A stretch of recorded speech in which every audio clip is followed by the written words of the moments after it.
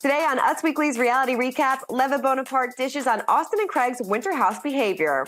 He will say what he feels. He's really not one to go marinate on his thoughts or anything, which probably makes him great TV and also makes him kind of an authentic person. Andy Cohen reveals why he only follows 2 Bravolebs. I mean, I should probably unfollow those guys because at this point, people ask me about it. And we're breaking down everything to know about this week's winter house. So put on your sweaters, strap on your ski boots, and get ready for Us Weekly's reality recap. Hey guys, Christina Yarbaldi here with Us Weekly executive producer Mandy DeCamp, and welcome to Us Weekly's reality recap, Winter House edition. Lots going on in the Winter House. Oh yeah. First of all, I can't wait to hear why Andy Cohen only follows 2 Bravolebs. I know, right? I've been waiting for this.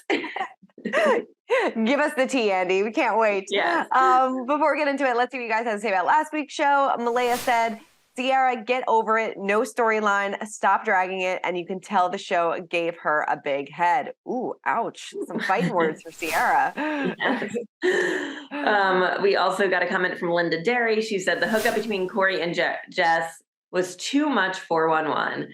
Yeah, we agree. Yeah, didn't need it. Didn't need it in my life. And I think a lot of people on social media agreed.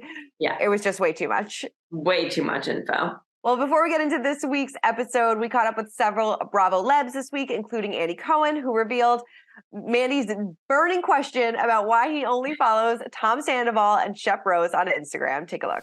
I always found this interesting that you only follow Tom Sandoval and Shep Rose on Instagram. Why is that? No, I follow also Craig. I mean, I should probably unfollow those guys because at this point, people ask me about it. I think Tom Sandoval, I started following season 1 of Vanderpump Rules because he's from St. Louis and we would post about the Cardinals and this and that. Shep, I started following season 1 because he was a deadhead. And then I don't know how Craig got in the mix, but Craig then got in the mix. And I think those are the only. Austen said to me recently, he was like, when are you going to follow me? I go, I'm not. I have too many problems right now. Don't need to add to that. And it would be too much. If I now start unfollowing, so that's why. Well, there we go. So interesting. All right. Well, we also caught up with Leva from Southern Charm, and she's been tuning into Winter House as well to keep up with her Southern Charm castmates, Austen and Craig, and she dished on their behavior in the house. Take a look. We're watching Austen talk about Olivia so much because it seemed like he was really into her at that time.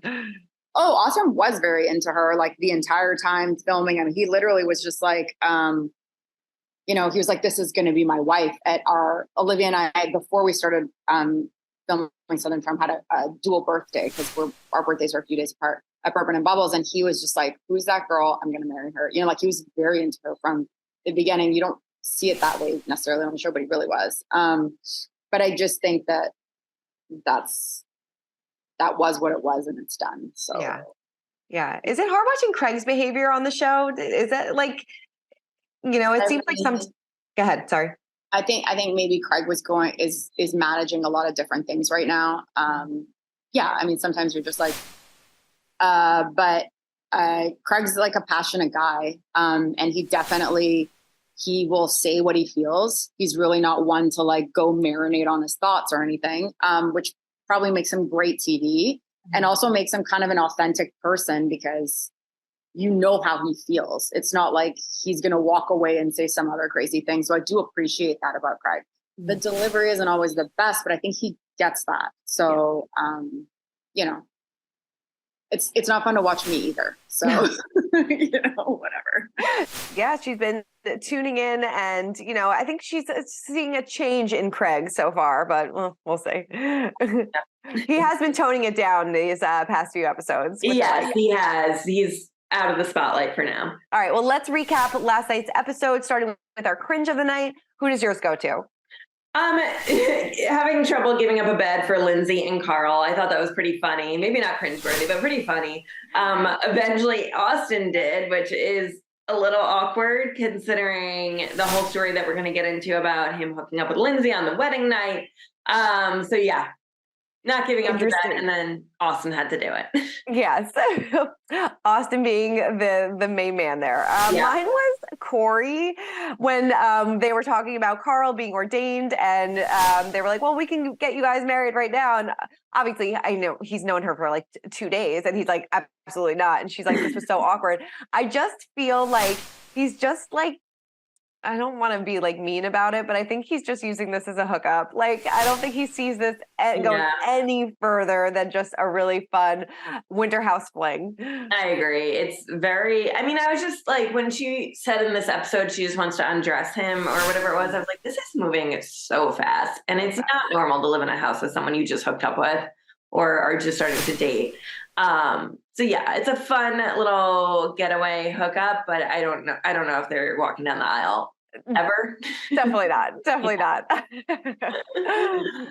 Who got your Bravo celebrity of the night? Mine was Paige for, kind of waking up the next morning, realizing, all right, maybe I overreacted to Jess, who was talking about her insecurities with the girls and not really fitting into the group. I love how she just kind of took the initiative, went down to her room, kind of squashed it before it got into a bigger situation. So kudos to Paige for being the bigger person in the situation. I agree. That was a nice moment for her. Yes. Mine goes to 2 people. So one, the guys for just winning at figure skating. Yes. But Luke gets the prize for figure skating. I can't believe he didn't win. He obviously has played ice hockey his entire life, so he has an advantage. But thought that was great. I thought that was just a fun concept. I really enjoyed watching the routines. And then Carl for bringing some cleanliness and order to the house. Him and Lindsay were sober and cleaning finally. So someone cleaning the winter house. Finally. I love how like the guests just come in and clean. Like Sandoval came in, cleaned the house. Carl and Lindsay cleaning the house. They're like, what is this filth that we're coming into? Love it. Let's talk about our feuds of the night. Who is getting yours? Austen and Lindsay. I don't know if I'd call it a feud per se, but just that whole situation, that is quite a situation. So if you were watching, you saw that Austen said that he woke up with Lindsay's hand on the morning after Amanda and Kyle's wedding. Now, if you follow the couple, it seems like they've been together since that night. They are claiming that they got together about a week later. But the housemates are claiming that they got together on the wedding night. So it's all very, very confusing, the timeline of this. And my other question is like, why is Lindsay at this house? Yeah. Austen and her have history that's not so happy. Her and Jason have history with the miscarriage that she had. Sierra doesn't like her really. It's like, why are you there other than why are you here for the show? Right. Yeah. Like that's what I feel like. I feel like they think like, okay, it's going to make some good TV. Yeah. We have this, crazy story with Austen, obviously she and Jason have a history as well.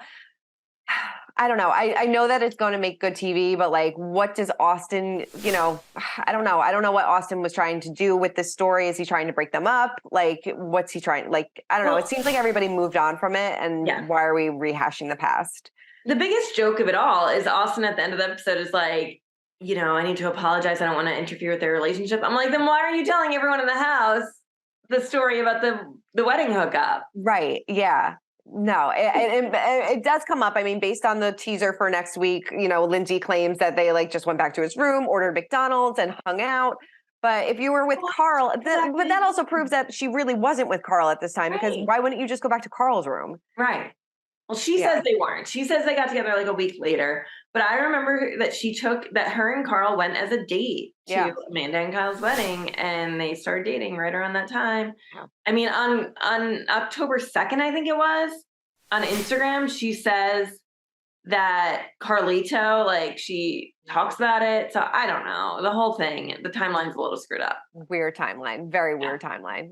Well, I mean, they're engaged. They seem happy. Yeah. So whatever happened at the winter house didn't affect their relationship. Yeah. Mine also not really a feud, but the whole Jason and Lindsay of it all. Like, I feel really bad for him. Like, this seems like it was really, really difficult. Like, obviously going through a miscarriage. He was saying, I think the previous winter that, he was excited. They were planning on having this baby. And unfortunately, the miscarriage happened. Yeah. She shared the story without kind of, it seemed like giving him the heads up or giving him like a warning that like she was going to talk publicly about it. Yeah. And it really seems like they never had the closure that he needs in this situation. And I feel like he deserves it. Absolutely. The whole situation is quite strange. Like It I really said, I is. don't know if I would be going to that house if I was Lindsay. Definitely not. Who gets your motivational quote of the night?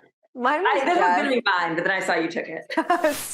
So mine went to Jess saying, I'm talking about Lindsay, saying I'm a little shocked because so many people were saying that Lindsay looks like Jess. And so she said, I'm a little shocked because she looks a lot older than me. So when people are like, you remind me of Lindsay, could she be my mom, my aunt? What do you mean by that? Like, oh my God, I feel so bad. That's kind of funny. Craig even said, yeah, it's not necessarily the most flattering thing. Right.